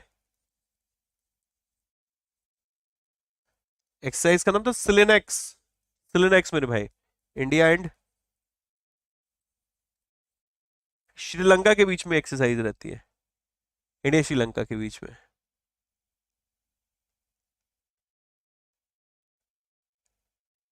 बहुत बढ़िया बेटा, ये फ्रांस ने होस्ट की थी। फ्रांस के साथ वैसे भारत की 3 एक्सरसाइज होती है, शक्ति, वरुण और गरुड़, ओके। शक्ति, वरुण और गरुड़, ये तीनों एक्सरसाइज के नाम भी याद रख सकते हो। एक एक्सरसाइज अभी मलेशिया के साथ भी हुई थी, हरिमऊ, शक्ति, ये रिसेंट की है, दिसंबर महीने में ही हुई थी, ठीक है। इंडिया एंड मलेशिया के बीच में, ओके। इंडिया एंड मलेशिया के बीच में एक एक्सरसाइज और रही थी, वो रही थी आपकी इंडिया की कंबोडिया के साथ मेरे दोस्त, ठीक है। इंडिया और कंबोडिया के बीच में ज्वाइंट एक्सरसाइज रही थी मेरे दोस्त, पुणे में रही थी, इसका नाम था सिनबैक्स, ठीक है। कहां पर रही थी? पुणे में। एक्सरसाइज का नाम था बेटा सिनबैक्स, सिनबैक्स। और दिमाग लगाओ, और कौन कौन सी एक्सरसाइज थी जो हाल फिलहाल अभी रही है, ठीक है। कोस्ट गार्ड के बीच में भी अभी कोस्ट गार्ड ने भी एक एक्सरसाइज की थी, कोस्ट गार्ड एक्सरसाइज रही थी मेरे भाई, जो अपने कोस्ट गार्ड है उसका नाम था सारेक्स, ओके, सारेक्स। ये कहाँ रही थी? कोच्चि में, ठीक है, सारेक्स, कोच्चि में, ओके, ठीक है। और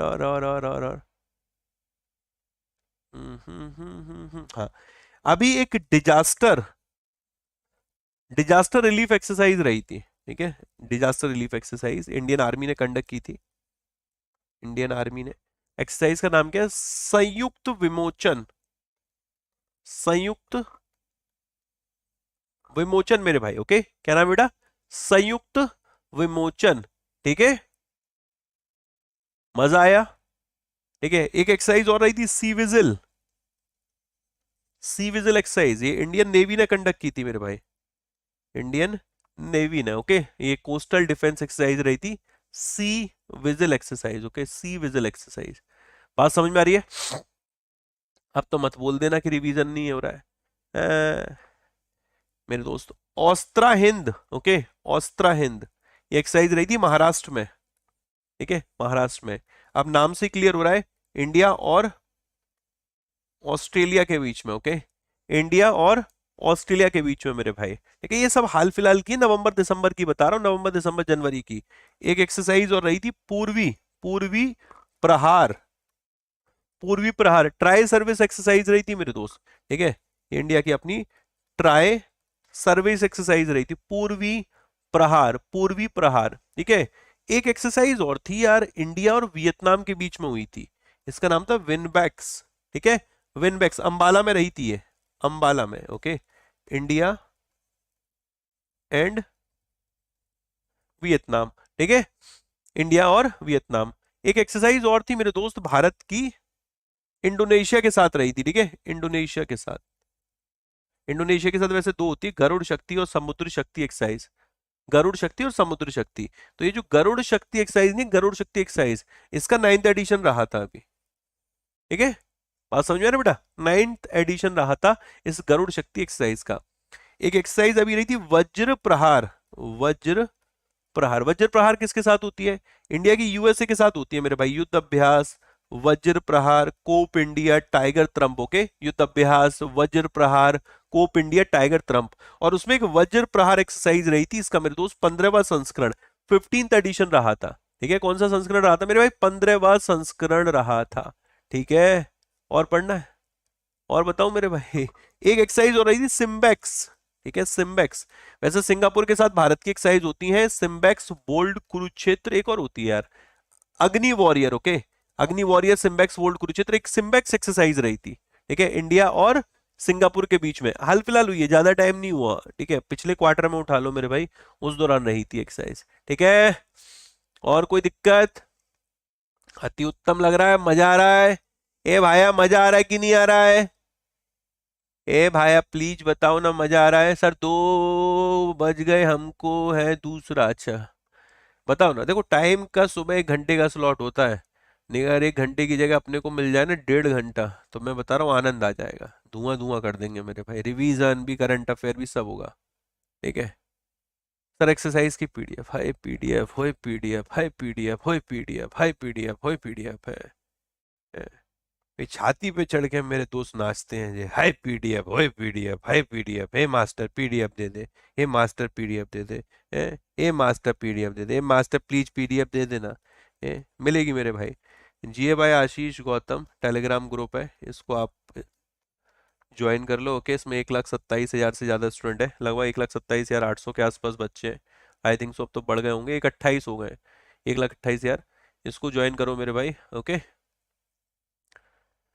बढ़िया तरीके से, मजा आ जाएगा इसमें, आपको हर दिन हर क्लास का पीडीएफ देखने को मिल रहा है। हाँ हाँ हाँ, आज मेरे दोस्त आप लोगों के लिए 3 बजे इसमें क्विज भी है, अब डेली बेसिस पे आपको इसमें क्विज देखने को मिलेगा, डेली करंट अफेयर सेशन हुआ करेगा, उसका डेली क्विज देखने को मिलेगा आपको, daily current affair session, daily quiz, daily current affairs, daily quiz मेरे भाई, ओके। तो आज से हम लोग, कल भी मैंने क्विज कुछ करवाए थे इसमें, आज डेली 3 बजे अब आपको जुड़ना है, आज के करंट अफेयर्स पर बेस्ड आपको मेरे भाई क्विज मिल जाएगा, ओके, डन। चलो आगे बढ़ते हैं। Investor education protection fund authority, ओए होए होए होए, हमें तो लगा था न्यूज खत्म हो गई, आपको लगा तो खत्म हो गई, लेकिन भाई तुम्हारे लिए मेरे दोस्त बहुत कंटेंट लेकर आए, आराम से पढ़ो, ठीक है।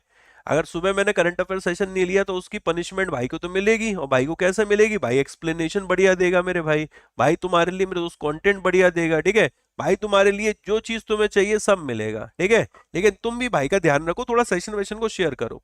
तो investor education protection fund authority, ये है मिनिस्ट्री ऑफ कॉर्पोरेट अफेयर के अंतर्गत, किसके अंतर्गत, मिनिस्ट्री ऑफ कॉर्पोरेट अफेयर के अंतर्गत ये एक संस्था है, ओके।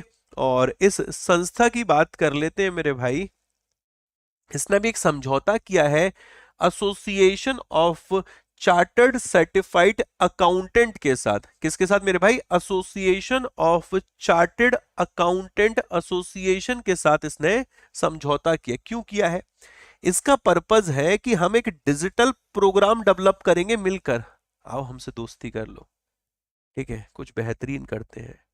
इन्होंने कहा क्या करते हैं, investor education protection fund authority ने यहाँ पर एसोसिएशन ऑफ चार्टर्ड अकाउंटेंट या चार्टर्ड सर्टिफाइड अकाउंटेंट जो एसोसिएशन है इसके साथ मिलाया, जो इसकी सब्सिडरी नहीं है, strategic education professional private limited, इसके साथ हाथ मिलाया और जन्म हुआ डिजिटल एक प्रोग्राम का। कहते कि हम एक डिजिटल प्रोग्राम मेरे दोस्त पैदा करेंगे, जिस प्रोग्राम का पर्पस क्या होगा, बच्चों के बीच में, स्कूल चिल्ड्रन के बीच में वित्तीय साक्षरता, फाइनेंशियल लिटरेसी को प्रमोट किया जाए। किसको बेटा? फाइनेंशियल लिटरेसी को प्रमोट किया जाए। बात समझ में आ रही है? क्लियर है? डन। तो ये आई होप इतना पॉइंट क्लियर होगा। आईईपीएफए की स्थापना कब हुई थी ये भी आप याद रख सकते हैं मेरे दोस्त। इसकी स्थापना हुई थी सितंबर 7 2016 को। ओके, सितंबर 7 2016 को। और अभी 2024 में इसने अपना 8th फाउंडेशन डे सेलिब्रेट किया था। जो है आईईपीएफए है, इसने 8th फाउंडेशन डे अपना मेरे दोस्त सेलिब्रेट किया था। Okay, done. चलो आगे बढ़ते हैं। ठीक है, नेक्स्ट। इसमें कहा कि कंटेंट हम सेलेक्ट स्कूल्स हैं उनको प्रोवाइड करेंगे इस प्रोग्राम के तहत, जिसमें रूरल स्कूल रहेंगे पायलट प्रोजेक्ट के माध्यम से। ठीक है, ट्रेनिंग जो रहेगी स्कूल टीचर्स की, उसके माध्यम से यहाँ पर इस प्रोग्राम को मेरे दोस्त बेहतर बनाएंगे। ओके, चलो तो ये रहा सेशन। मजा आया? बढ़िया लगा मेरे भाई? पूछने का तो सवाल बनता नहीं है। ठीक है, मजा आया होगा। ओके, इसी तरीके के सेशन आपको देखने को मिलेंगे। तैयार हो जाइए मेरे दोस्त, सीट की पेटी बांध लीजिए, कुछ बेहतरीन नहीं, बहुत बड़ा होने वाला है। इस तरीके से आपको और भी सेशंस और भी चीजें देखने को मिलेंगी। आज 3 बजे जीए बाय आशीष गौतम टेलीग्राम ग्रुप को ज्वाइन कर लेना। उसमें आप लोगों के लिए क्विज प्लान किया गया मेरे भाई। डेली बेसिस पे 3 बजे आपको जुड़ना है, डेली बेसिस पे। ठीक है, 1,28,000 स्टूडेंट है, उसी ग्रुप को ज्वाइन करना, बाकी सब फेक मेरे भाई। इसके अलावा आज मेरे दोस्त आप लोगों के लिए बर्थडे सरप्राइज वापस से है। मतलब कल जो बर्थडे पे मैंने सरप्राइज आप लोगों के लिए फाइनल किया था कि जो वॉरियर प्रो है, वो वॉरियर प्रो बजाय आपको 1562 के 12 महीने के लिए मिलेगा मेरे दोस्त। ये 999 का मिलेगा 24 महीने के लिए। तो जाकर इसको ज्वाइन कर लीजिए जिन्होंने अभी तक ज्वाइन नहीं किया है, अभी तक ज्वाइन नहीं किया है।